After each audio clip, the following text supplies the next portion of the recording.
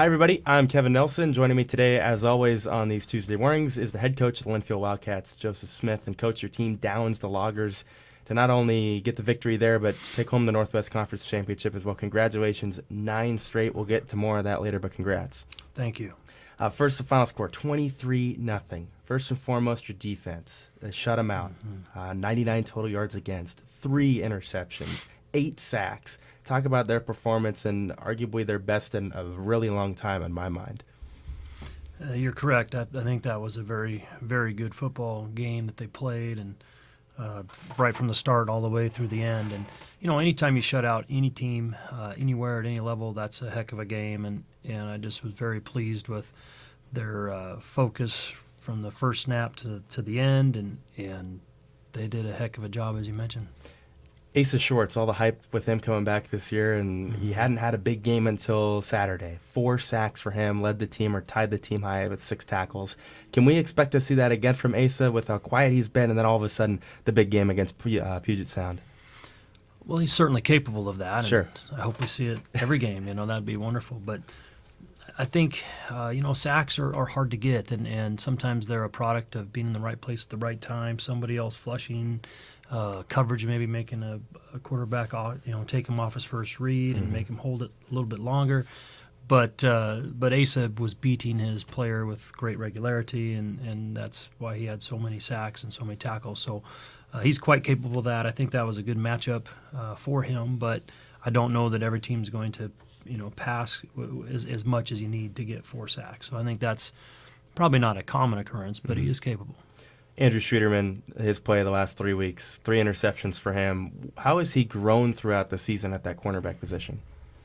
I think he is really playing at a high level, as you mentioned, schematically and from an anticipation standpoint. He really understands offenses. He's got a great awareness of maybe what an offense is trying to do and looking for keys and tells that might give him a chance to anticipate and get a step on the ball. And I think he really understands what a passing route's trying to do, and in conjunction with the quarterback's reads and looks. And so he's a very dangerous zone player. And what I've been pleased with is his man-to-man has really improved as well. And he's given us a big shot in the arm, particularly as not just a defensive back, but a returner as well. Yeah, his ability there to return is fun to watch. Another guy really fun to watch. His first collegiate start, your son, Wyatt Smith, comes out there, first start, all the jitters, didn't look like any of that bothered him. Calm, cool, collected in the pocket, throws for 318 yards.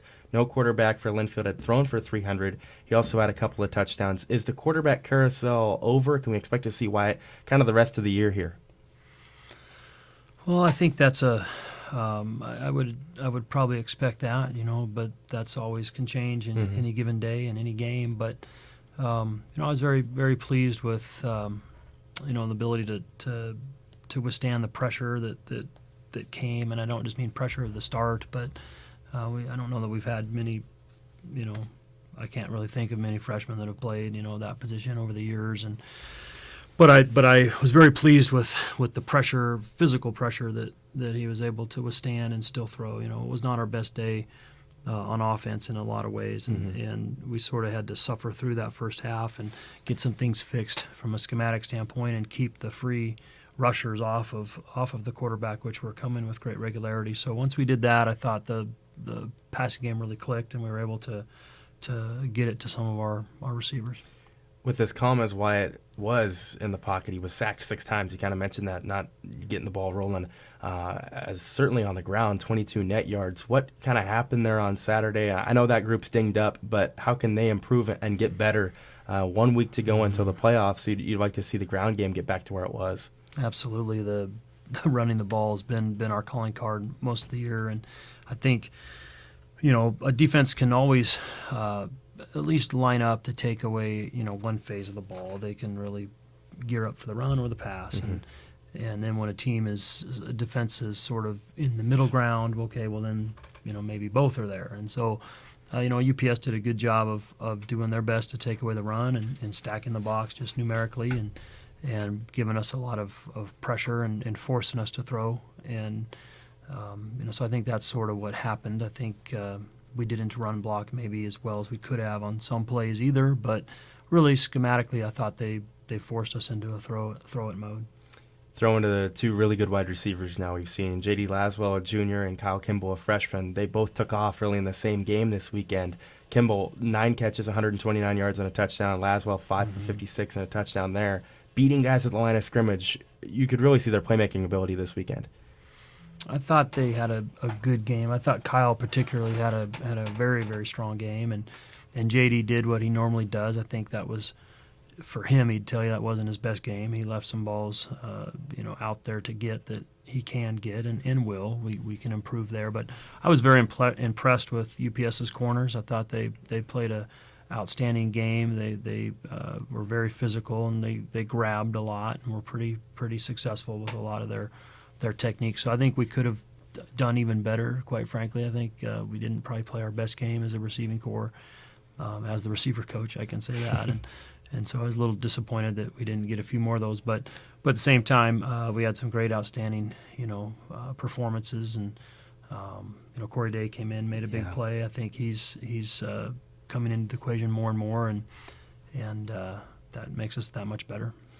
9 consecutive Northwest Conference titles. It's never been done before in the Northwest Conference. Over this 9-year period, you take a look at the numbers here. It's just incredible. 92-12 overall, and 56-1 in the conference. What does that mean to you over this 9-year stretch? Our staff's very proud of that. I mean, it's something that hasn't gone unnoticed. We know that, and it's just been it's been a lot of work and a lot of commitment by a lot of people, and doing things in an uncommon fashion, every day. And I think that's, as long as that stays the same here, and as long as our administration and the school values what we're doing and supports it, then that'll continue. And very proud of that. Yeah. This week you get Pacific, a really scrappy bunch that likes to run the football. You prepare for all these teams that like to sling it, spread it out, pass the football, especially last week against Puget Sound.